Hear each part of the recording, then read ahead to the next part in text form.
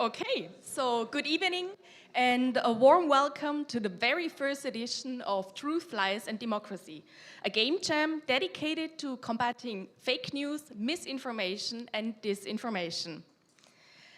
We are very honored that so many people are here with us in Barcelona at the Canódromo and at home in front of the screens. Hello to you all.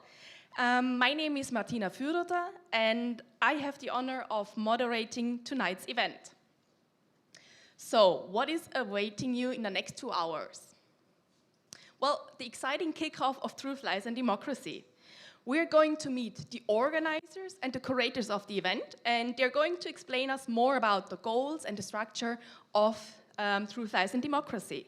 Then we will have a keynote by Ned Howe, who will give us more insights on threats, but also the fight against fake news. And then we're getting closer to the game jam. We will meet the mentors of our jam. And it's a round of experts from the field who will assist the gamers in the coming 48 hours. And last but not least, we're going to meet the stars of the show, the 6 participating teams in our game jam. We have 6 teams, 3 from Spain, 1 from France, 1 from Denmark, and 1 from Austria. And I'm sure you can't wait here at home and with us to meet them all.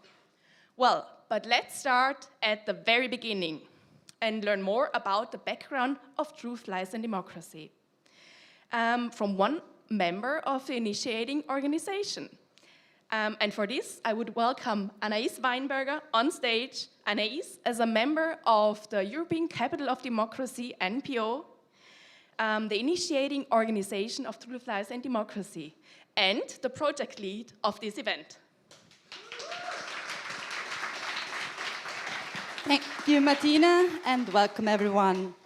The main goal of the ECD NPO is to strengthen democratic values in Europe and beyond. Therefore, a European Capital of Democracy is selected every year by a pan-European citizen jury counting more than 4,000 citizens and growing continuously. Barcelona was selected as the very first European Capital of Democracy. They convinced the jury with its projects on participatory practices and digital rights through open source technologies. It is also very significant that the first edition of Truth, Life and Democracy is taking place here at the Canódromo, the Center for Digital and Democratic Innovation, and a public space for citizens to innovate democracy and participation. Their aim is to work with free and open technologies and putting feminism and anti-racism at the center of their work. Barcelona holds the title since September 23 until November 24 and will then be followed by Vienna, the second European Capital of Democracy. The idea is that in each designated city there will be, for 1 year, a whole series of events on the topic of democracy. The city organizes own events, there are events from third parties, and the ECD NPO brings its formats to the city. One of which is Truth, Lies and Democracy. This format is so important because fake news are a threat to democracy. They decrease faith and increase mistrust, they manipulate societies and reduce belief in professional journalism. We want to involve the gaming community, a very big and well-connected community which is often under the political radar. And we especially also wanted to involve the younger generations. It is about giving voice to young creators and developers on how our democracies have to adapt to the new cultural and political scenarios. We don't want to tell anyone what they should do, but the goal is that this gaming generation shows us how it's done. Our part is to spread the message, multiply, and raise awareness of fake news. To end, I wanted to thank, first of all, the city of Barcelona and the curators, Lujan and Luca, from whom you will hear more shortly after me, who will tell you a bit more on what this game jam will look like. But also, of course, all the mentors and partners, and especially the teams that are here today. We are happy to have teams from different countries, and I wish you a lot of strength because I can only imagine that you will have a quite intense weekend. Thank you and have a nice evening.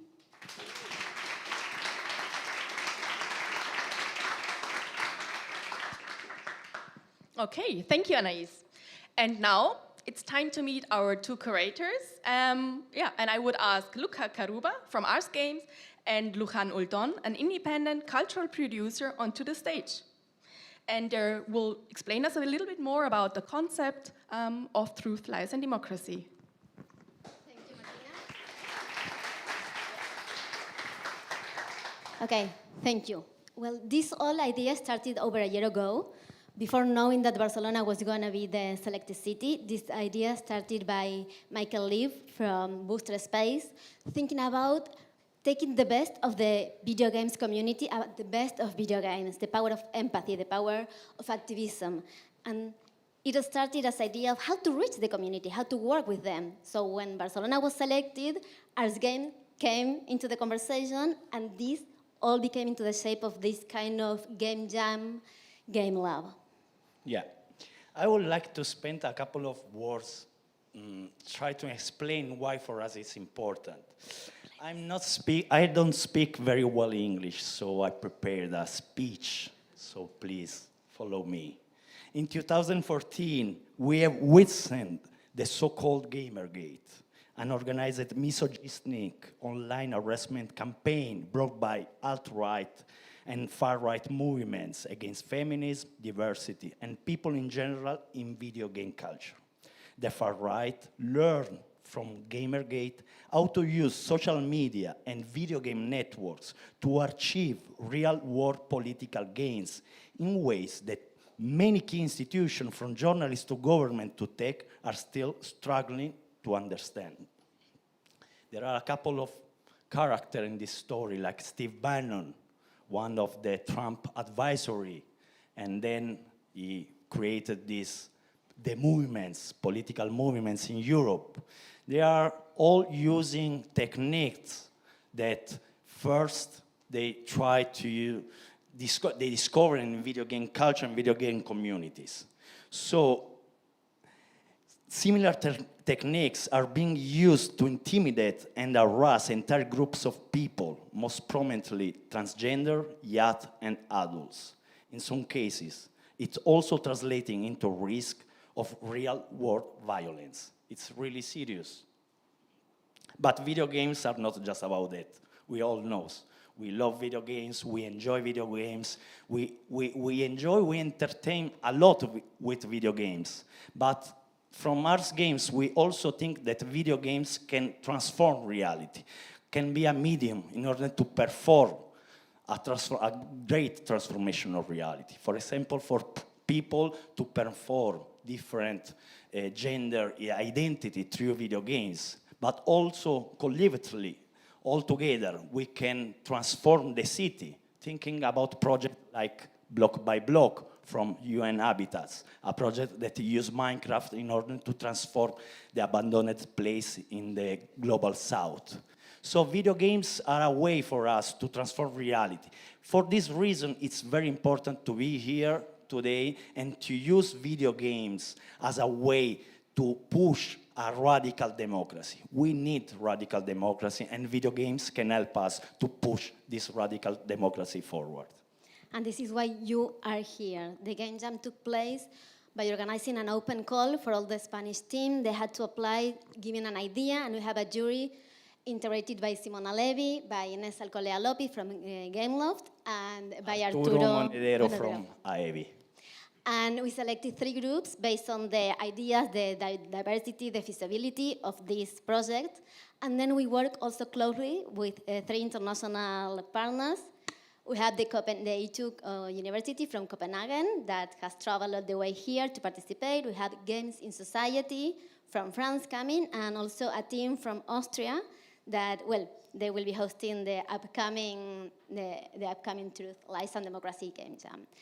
So the idea is to take the best of the video games and to use them for their true power. That's it. Really, thanks you all to be here and enjoy these days. Thank you.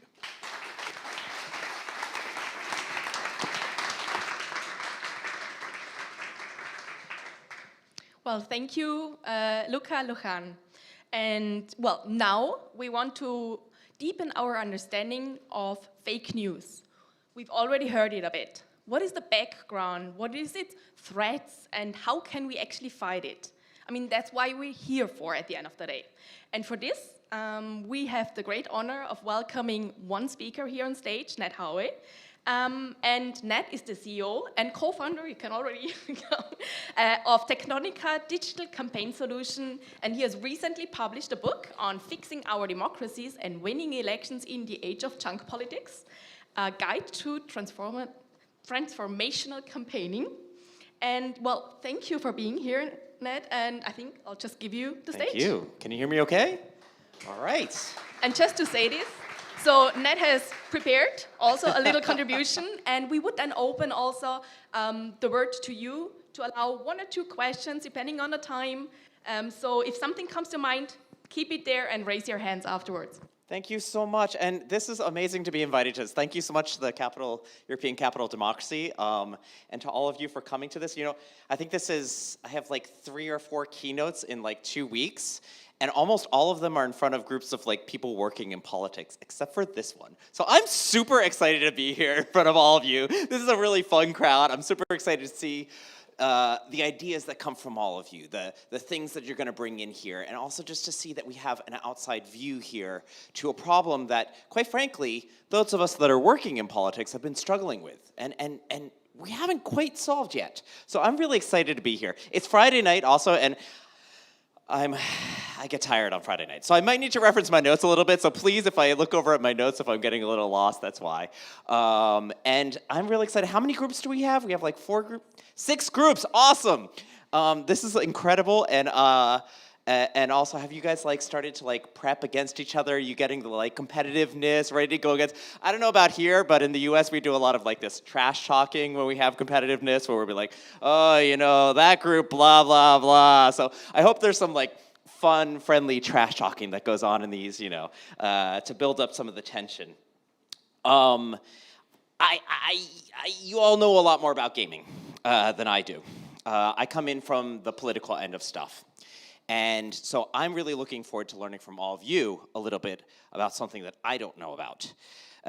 In terms of politics, Technonica is an organization. We've worked with progressive political parties, organizations, NGOs, unions, basically organizations on the center and to the left that are trying to fight for more fair, more just, and open societies. And we've been doing this for 13 years now. We started in Buenos Aires, Argentina, 13 years ago, yay for Buenos Aires, and the last 5 years we've actually been here in Barcelona, in Pablo now. You know, it's funny because we kind of watched the trends over time. We've worked now in 40 countries in the world, 500 projects over 13 years. So we've seen a lot of what's happening in the world, in political trends, what's going overall.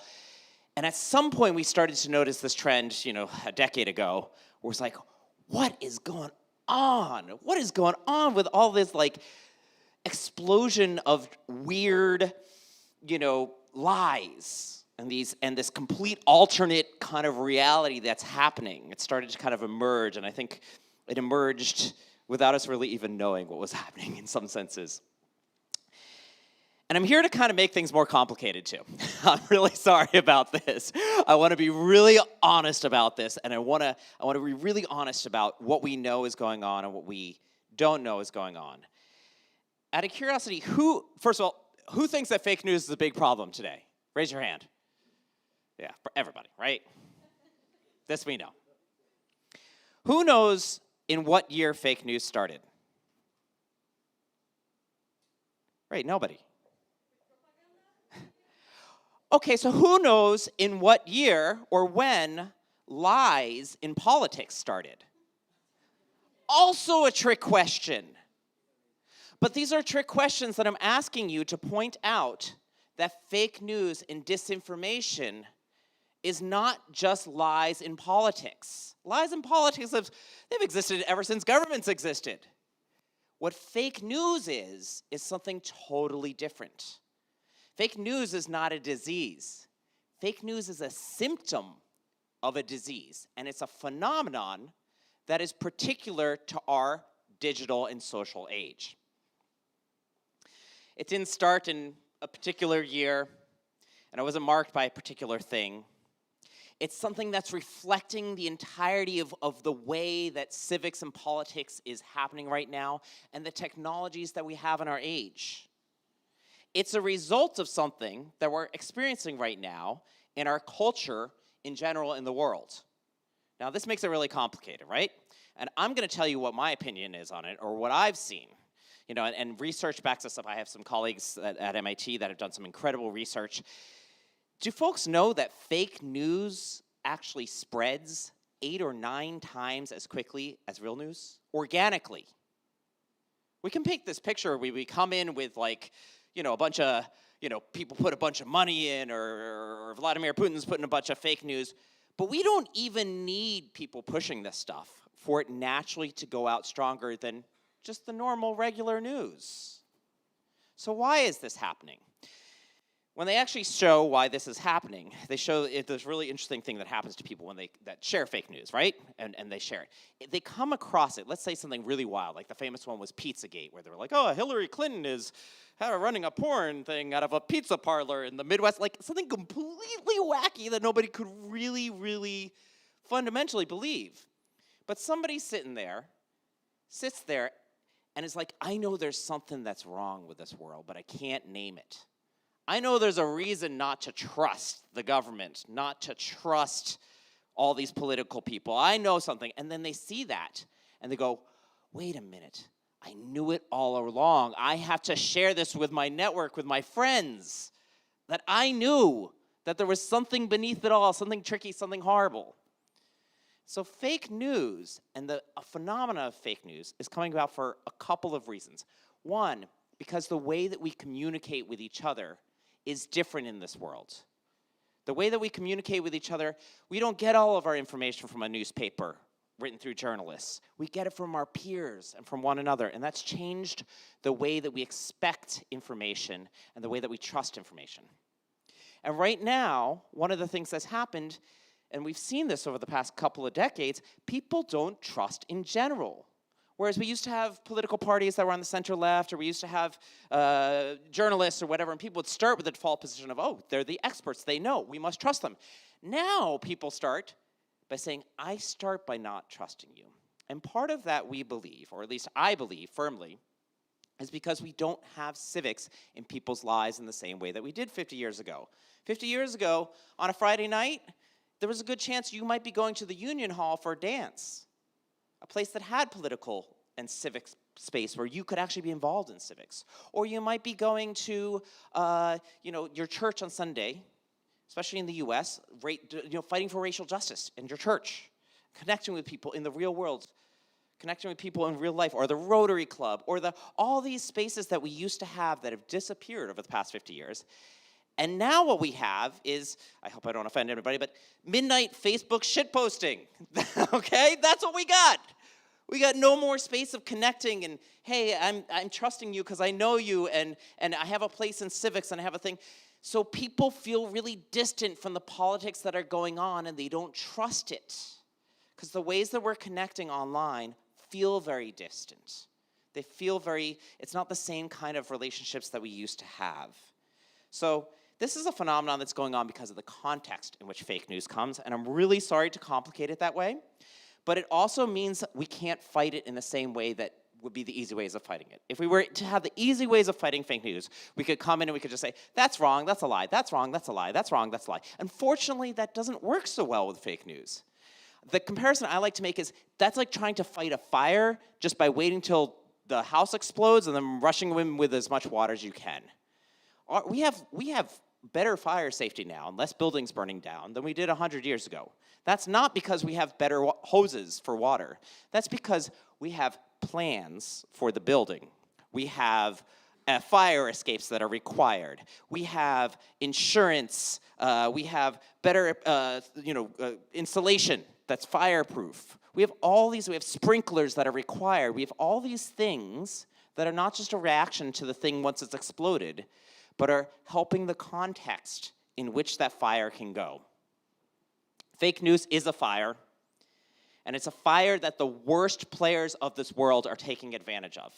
They didn't start fake news. Putin didn't start fake news, but he is sure happy that he can take care of this context, share all kinds of horrible scenarios, do all kinds of horrible things to get their, break down to the whatever. I was talking to one of my neighbors. This might be recorded, but they wrote me a long text message and said, all this stuff, political stuff, out of the blue, and said, sometimes I think the only person who's sane is Vladimir Putin. I said, oh, God, what have you been reading? How did you get this? Oh, my gosh. Bolsonaro. I'm going to give you an example and how complicated this is and how some things that can be done just to break your thinking of this. This doesn't mean we don't have solutions. It is complex and it needs complex solutions. When Bolsonaro won the first round in Brazil a few years ago, we were still in Argentina. And man, we were sitting around the next day, my business partner and I, because some of our coworkers, we were starting to drink heavily, I'll admit it. We were very scared. This can't be happening. It looked unstoppable. We knew it was kind of unstoppable, but we just wanted to do something. We're like, they had sent out millions and millions of dollars, just massive amounts of money, these corporations to basically share over WhatsApp all kinds of fake news. The most famous one of them was these gay kits. It said to people, you're gonna, in these gay kits, you're gonna, your kids are gonna be given gay kits in schools and they're gonna be taught how to be gay. So we would try desperately to get in touch. We only had 2 weeks, but we're like, please let us help with something. And we ended up getting in touch with the team, Haddad team, and they created 2 big teams with 2 new innovative efforts. One was an approach which went in and tried to deny all pieces of fake news, and the other was ours. And we had an approach where we launched an app overnight, basically, with lots of debugging throughout the night. We meant to go out to 100 people on the campaign team to test it. It went out to 3,000 people in 2 hours. Then it had 30,000 people every day. We had 250,000 actions in 10 days to connect people to have conversations. If you're gay, talk to your neighbor who doesn't know you're gay and what it's like to be scared of having a president who's openly homophobic. We didn't stop Bolsonaro, but when you compared those 2 approaches, the campaign determined very much that we had a huge impact and that was an approach that was good. So we stirred conversations. We looked at the ground that was there, and we tried to be positive in a way that built trust and brought light to the information rather than just trying to deny every piece of information, which is hard. I'm going to end this with 2 quick things. One is, it's going to get worse. You all know AI. But I don't just mean deep fakes. Yes, they're more trustworthy, but also our politics are going to get more transactional. They're going to get less people involved. Our world is going to shift probably with this new AI generation in a way where people are less connected, where we're actually replacing people. And even more scary, the fact that people are going to have their trust that something is even a real person broken. So we're going to have an even bigger problem to face before us. And this is the sad thing. We don't know how to solve this. Those of us that are working in politics, we have no idea. We have some ideas, but we haven't solved it. And this is why we need you. We need new communities, we need new views, we need new innovation, we need new points of view, and we need to go through networks that we're not tapped into. I'm constantly telling our clients, think of the places where you're not going. So I am so honored to be here in front of you and be part of this with all of you here, who are bringing in new thinking, who are bringing in innovation, who are bringing in things that I probably wouldn't even know or think of. You are all the experts. You're the experts on the communities. You're the experts on innovations. And you're going to bring some fresh ideas to this. So I'm so very excited to see all of the different ideas that you all bring into this. Thank you so much for inviting me. And happy to be here. I'll be here tomorrow as a mentor, too. And happy to talk with any of you. Feel free to come up to me at any point, too. So.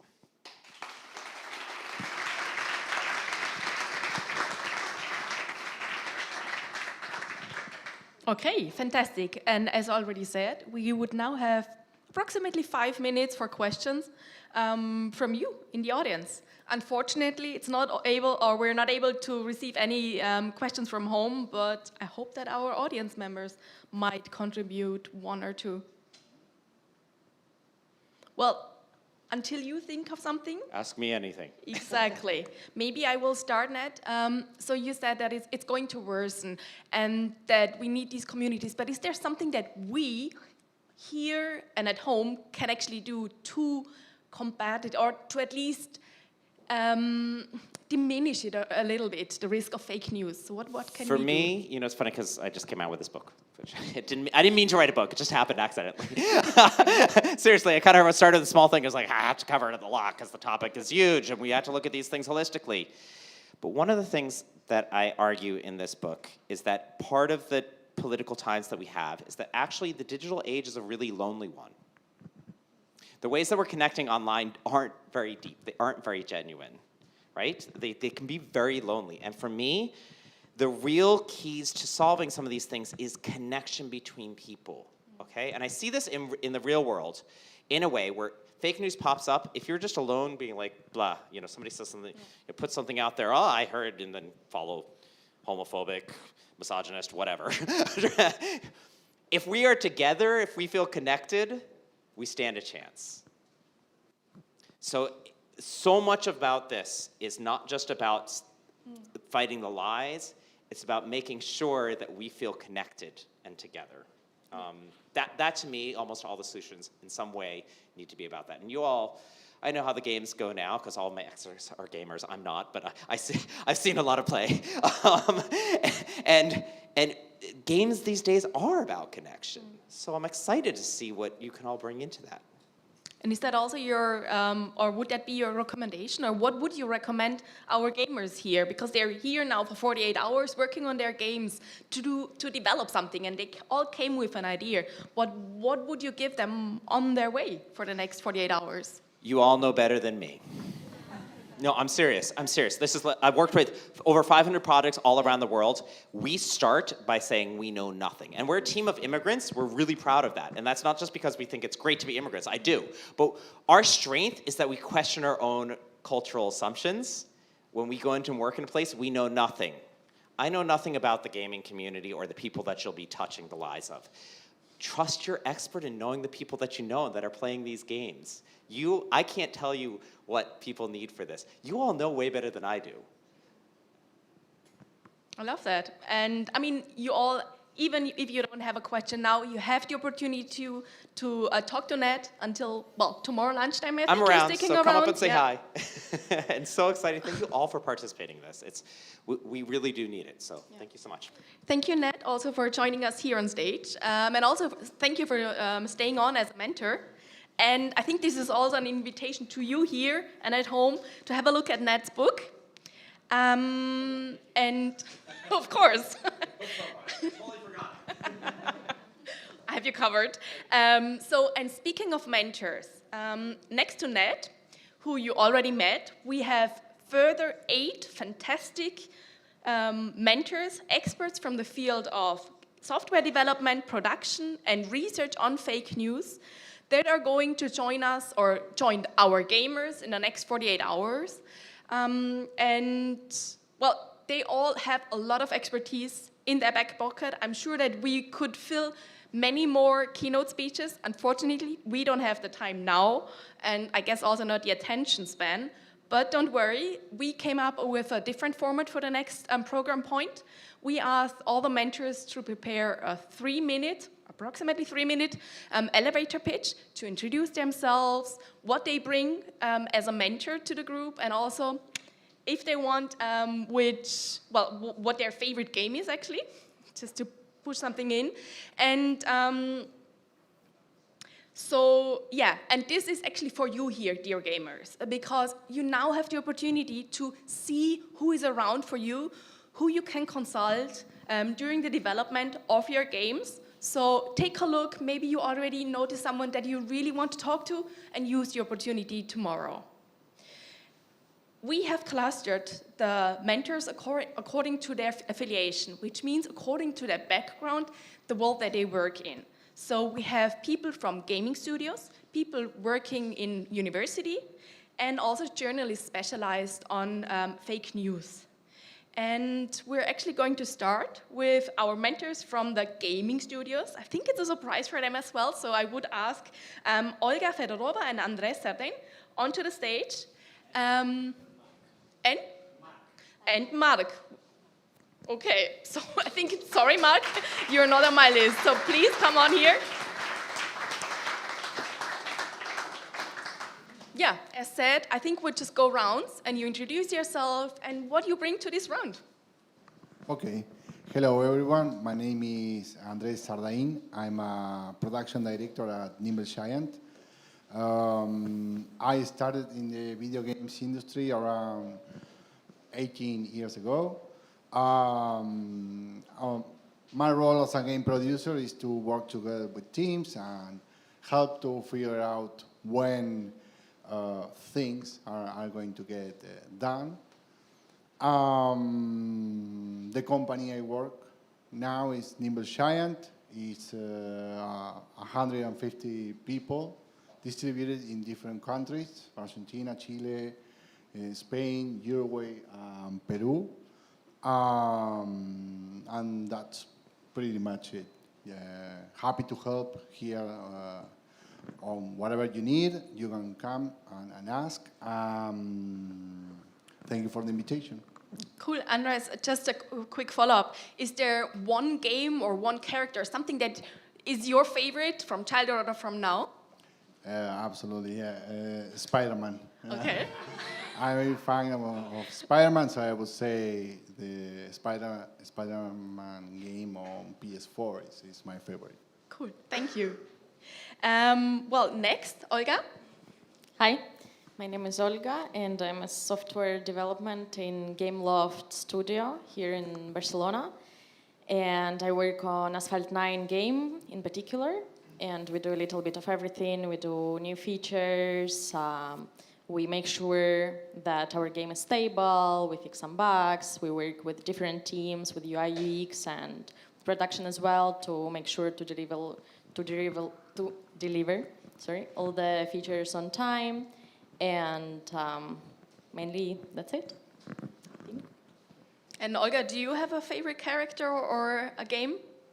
No, actually, I'm really interested in gaming industry as a developer, but I don't play by myself in my free time. So, yeah, that's the irony, but from the development point of view, it's really interesting, the industry. Yeah.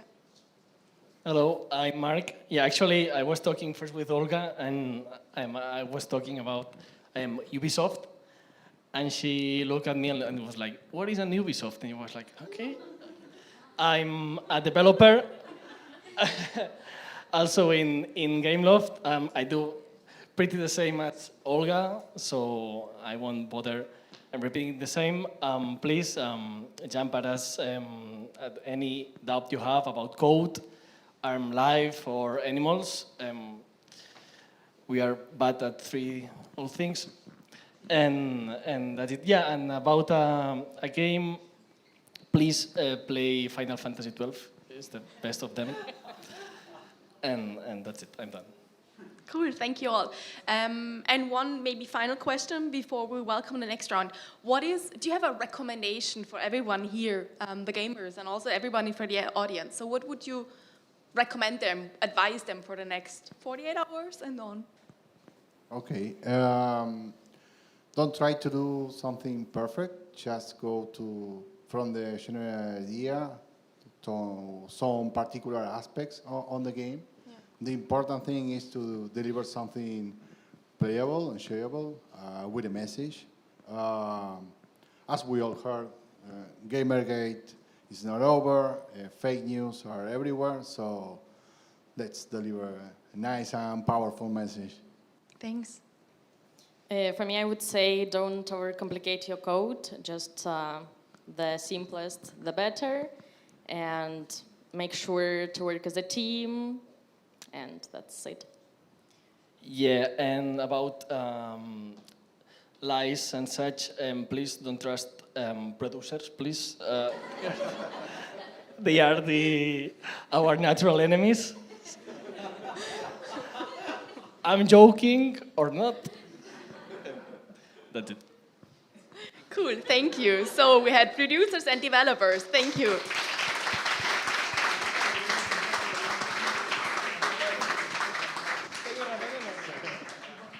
And now we're going to continue with 3 mentors with a university background.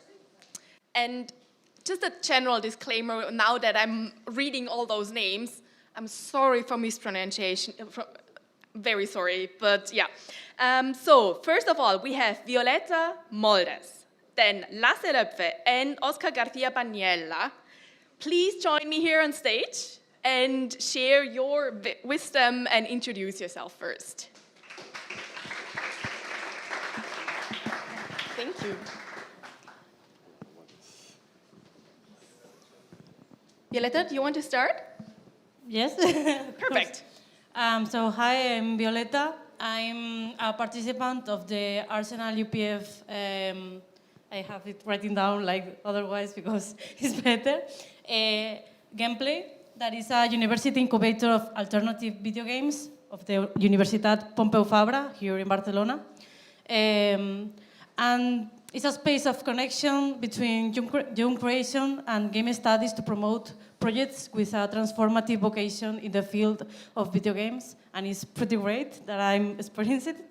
And it aims to accompany and support the evolution of projects of students and alumni UPF of indie alternative character of that by the nature are framed in intersection between the video game and digital arts. And we are 6 projects at the moment, has been this year, it's pretty great.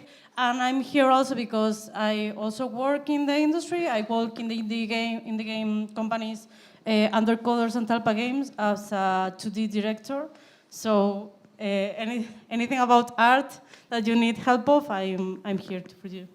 Cool. And maybe also from an artistic point of view, do you have a favorite game? Disco Elysium, play Disco Elysium, please. Play Disco Elysium. Is one of the greatest titles of all time. Thanks. Lasse. Hello, I'm Lasse. I work at the CITEM, from the UPC University.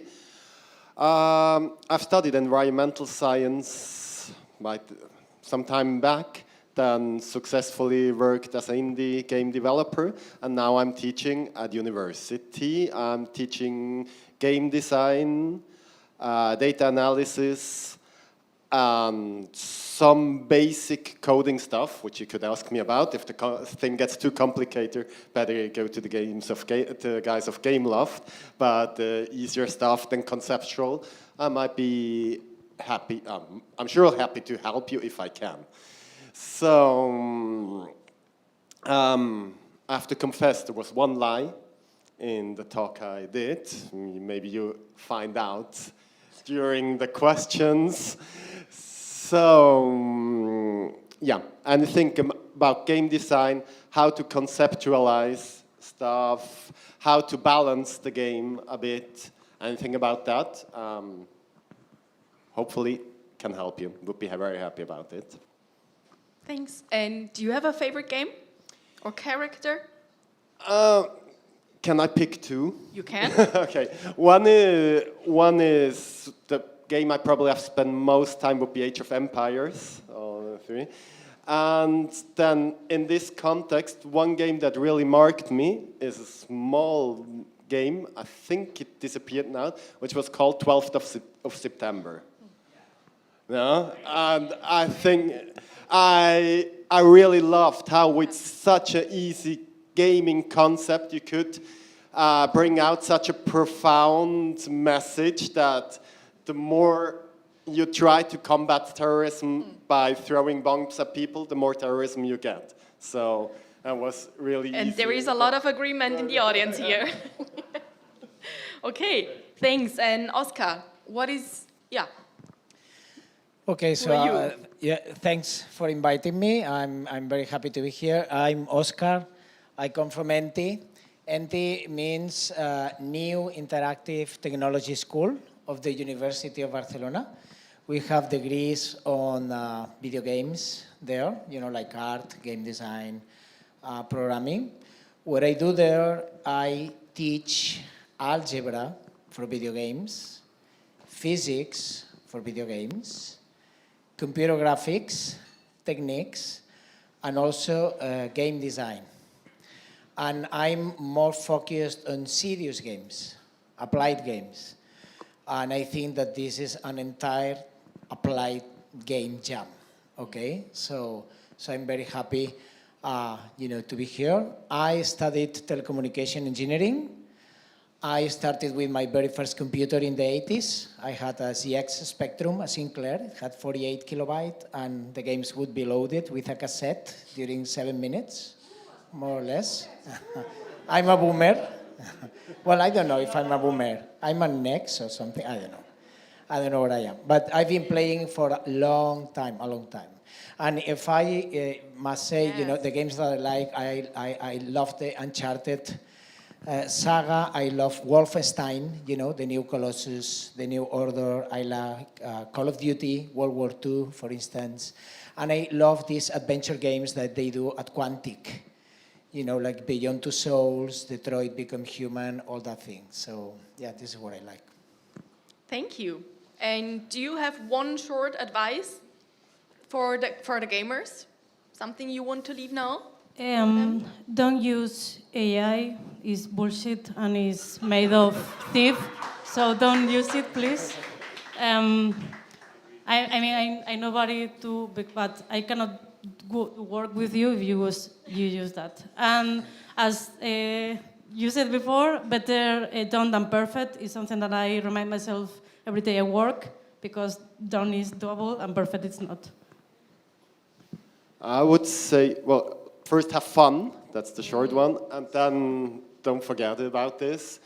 And be generous. Be generous with your teammates. It's not about your ego, it's about the project, about the game you make.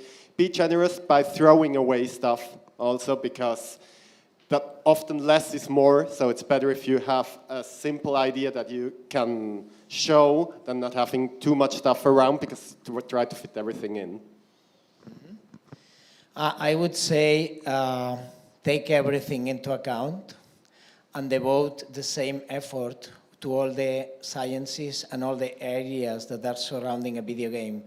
A video game is not about technology only. This is the way to deploy the experience. But you need a lot of energy with aesthetics. You need energy with psychology, right, which is game design. You need energy with narrative, storytelling. Sometimes we forget storytelling. We tend to illuminate on game design, game mechanics, and what about storytelling? So everything is important. Technology, psychology, narrative, aesthetics. You should deploy the same energy, and then you will have something round. And audio. And audio, of course. Cool. Yes. Typical. Thank you all. Thank you. Thank you.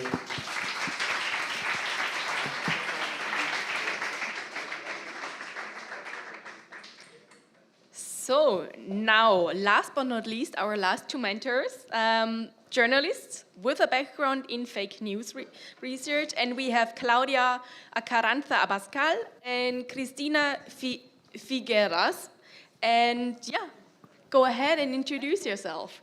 Hi, I'm Claudia. I'm from Maldita.es, that is a non-profit organization dedicated to fight against disinformation through several strategies, such as journalism, fact-checking, education. Also, we do other projects, and we have several products, such as our chatbot. So I think you will find it really interesting, that one, because we integrate games and courses and ways of giving our message and our content to our community. And as Ned was saying, I think the most important thing is always to build trust with our community. So Maldita is community-driven. We do everything with the support of our communities. And we also work in these private communicating spaces, such as private messaging apps. That's why we work with the chatbot that we offer to other organizations too, because we have learned that the news, and especially the fake news, disseminate easily and faster through these private spaces, and there is no way to get into them unless our community share with us those messages, and we verify the information and get back to them with accurate responses and with real information. So please let me know if you have any questions, if I can help you anyway. I am also a data and investigative journalism from a lot of years, so if you have the need to maybe have more mentorship about investigating and finding data and information, I also can help you with that. I'm Cristina. I'm from Verificat. Verificat is also a fact-checking organization. Actually, it's an association, a non-profit association. And we actually work a lot with Maldita, our colleagues in Madrid. Verificat, it's in Barcelona, and we have the fact-checking department. My colleagues are journalists and fight misinformation through journalism. And I lead the school or education department, where we have different educational programs directed to seniors, but also we work a lot with the Catalan government to make programs to teach teachers on how to promote critical thinking within their schools and to change the culture in schools. Actually, in a way that it's very inspiring what Ned was saying about this idea that we have to build communities and build trust. This is what we're trying to do in schools, because with just showing the data, with showing this fact check, we are learning that this only triggers emotions of rejection, or at least most times, and it can backfire, right? We are very influenced with our biases. That's why I think not only in schools, but in other environments, we should be working with building these communities, building this trust. So we do this basically promoting critical thinking and through Socratic dialogue. And I hope I can give you, as my background is actually, I'm a lawyer and I became a teacher. So I'm basically into pedagogy and educational stuff. I hope I can give you advices on this field. Thanks. And is there one advice that you would want to share with them here? Yeah, I think always to iterate and test the product or the game, and to listen to your beta users in every stage of the process, and like take seriously their feedback, because they are your users and there is no one better to learn what you need or how you need to iterate your game or your product. And from my part, I'd say make them think. Make the user, the experience the user is having, I think it's very important to make them think on what they are thinking. So critical thinking, basically, right? And I was just thinking also that if you don't know them, maybe you can check out a couple of games that we use to teach media literacy, which are Cranky Uncle and Harmony Square. Those are short games, but they work a lot, usually with youngsters also, so maybe you can check them out. Thanks, both of you. Thank you for joining us.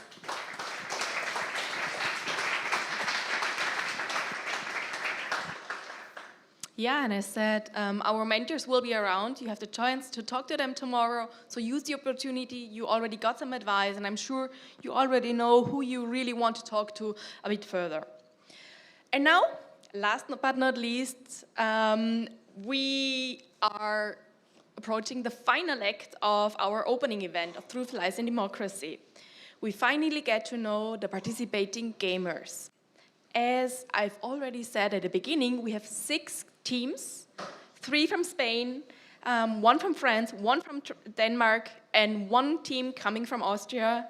And I will now, step by step, ask 1 team member always to join me here on stage to introduce themselves and their team and the idea that they will be working on, probably because, as said, this is all still in development. So we are going to start with the Spanish teams. And at first, I would ask 1 team member of the team Sure to come and join me here on stage.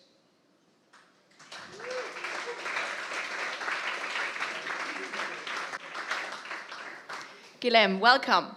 And as before, Guillem has some minutes to introduce himself and looking forward. Okay. Hello, I'm representing Mermelada Games. We are a group of 5 students from here from Spain, and we are currently studying game development.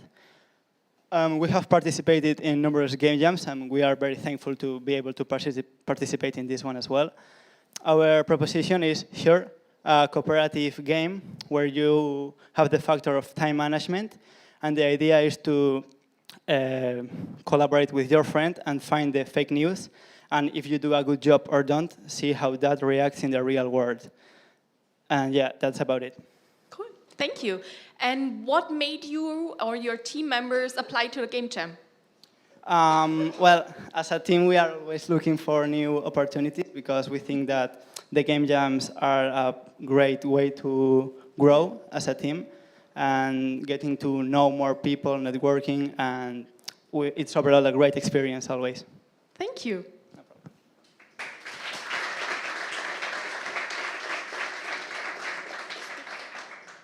Fantastic. And next up, we have another Spanish team working on the project Publicalo. So, Isabella Sanchez, please come and join me on stage. Hello, thank you. So, good afternoon. I'm Isabella. I'm from the Publicalo team.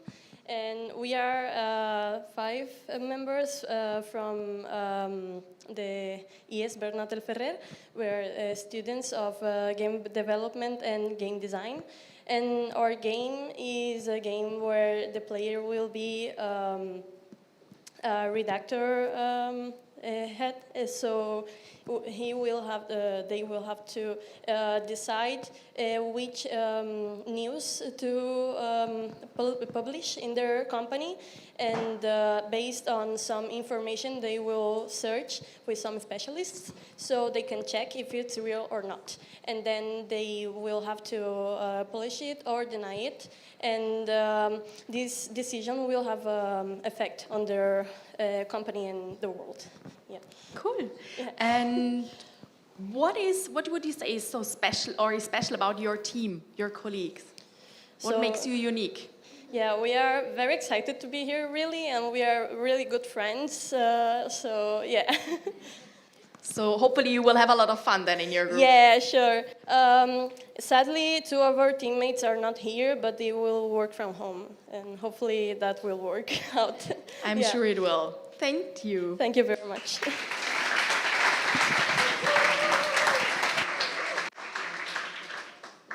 Okay, and now our third Spanish team, the team working on the idea of alien guesstimates. Looking forward to learn more about this name. And for this, I would welcome, I think, José Céspedes with me here on stage.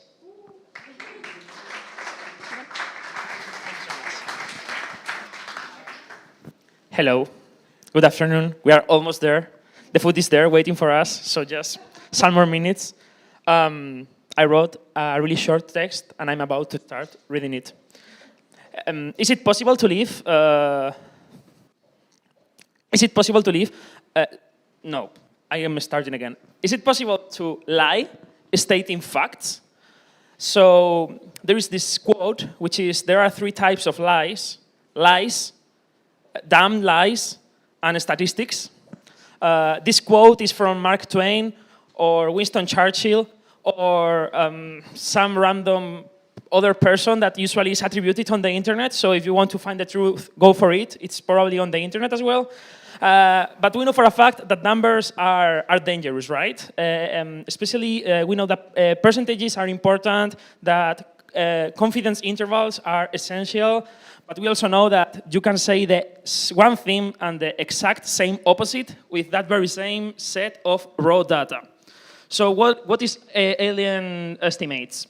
Alien estimates will challenge your intuition, your visceral reaction, by providing you with some mini games in which you have to compare the raw data with some approximation. You may have to sort out some quantities. You might have to estimate those quantities, and let's see if you think like a human, which means that you have the cognitive biases that we have studied in psychology, game design, and also fake news, media literacy, cognitive biases as recency, primacy, anchoring bias, etc., etc., etc.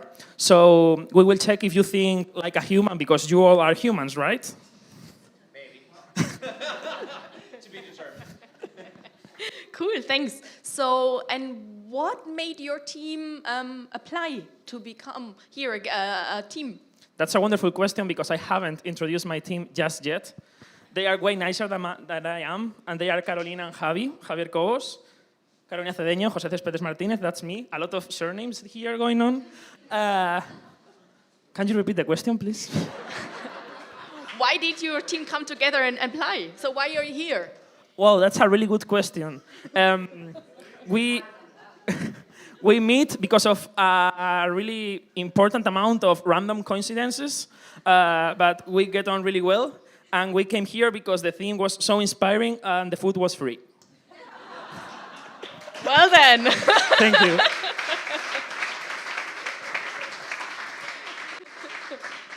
That's a student way of answering the question. I've been there. And now our first international team, our team from France, Olivier Malco, and working in a team Game in Society. Thank you. I'm not sure we are here. The truth is, I'm an avatar. I come for Game Society. As you see, this is other real people.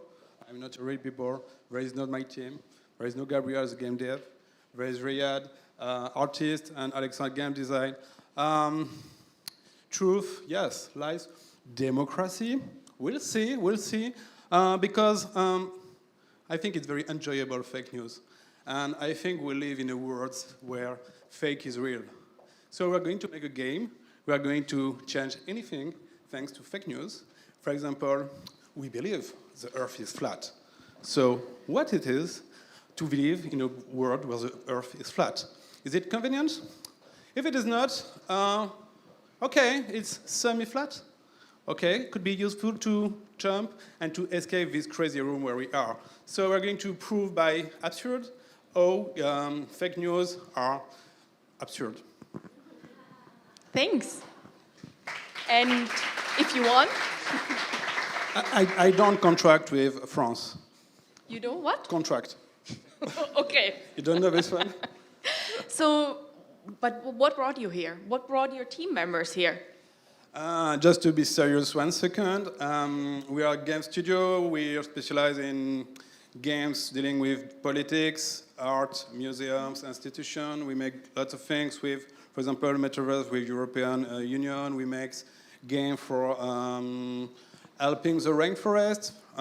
So we are very engaged, and so that's for us very natural to be part of it. And part-time also teach in political sciences in Sciences Po Paris, and I teach games, so it was natural to be there. So thank you very much for this super event. Thank you. Thank you for joining.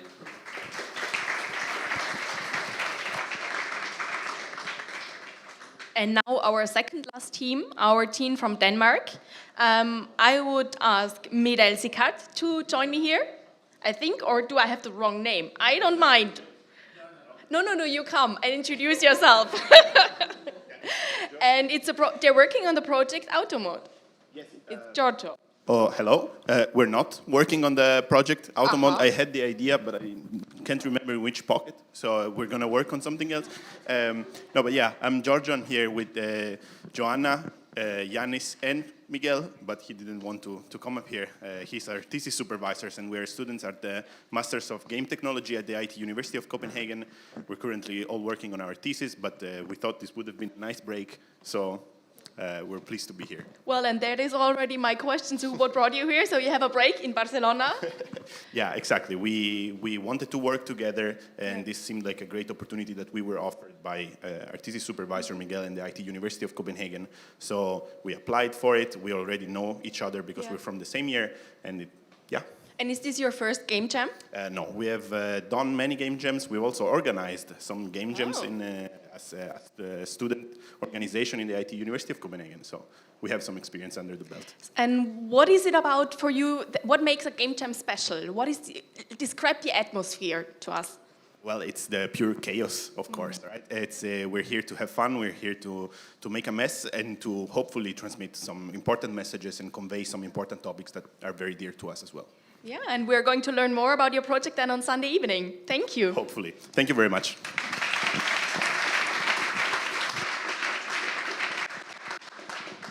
And now I would ask Raphael Moser to come on stage, and who's going to present our last team, the team from Austria, from Vienna. And yeah, Vienna calling.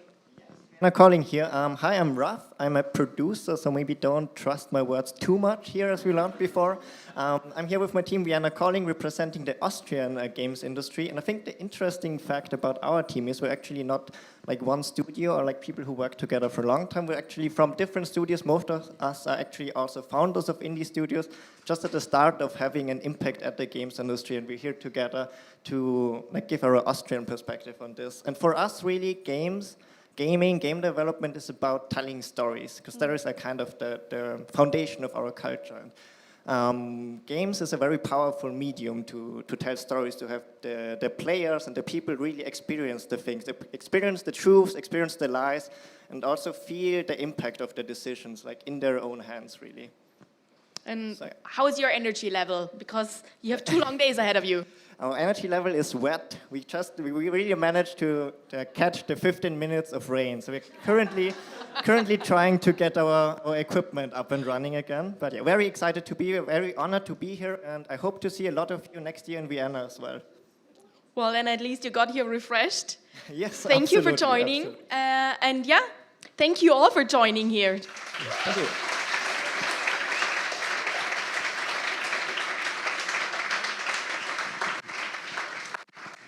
Okay, so now we're approaching the end. We have met the organizers, the curators, the mentors, the gamers. So I think there's only one thing left for me to say. To our audience members here and at home, thank you for joining tonight, and also do stay tuned. Follow the work of our gamers on our social media channels. There will be some coverage there. And then also come again and join our live stream, or come here to the Canódromo on Sunday evening at the closing ceremony, where you will actually see the products, the games that are going to be developed in the next 48 hours. And to all the gamers, I wish you all a lot of energy, good luck, and enjoy it. Let the games begin.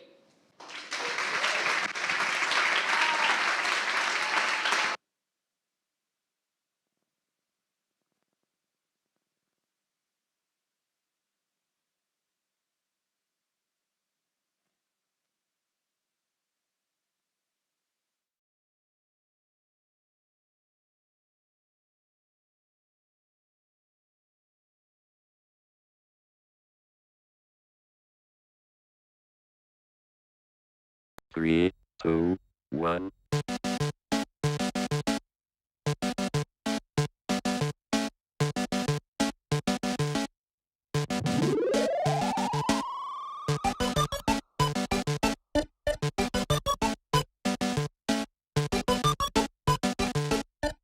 Welcome to the machine.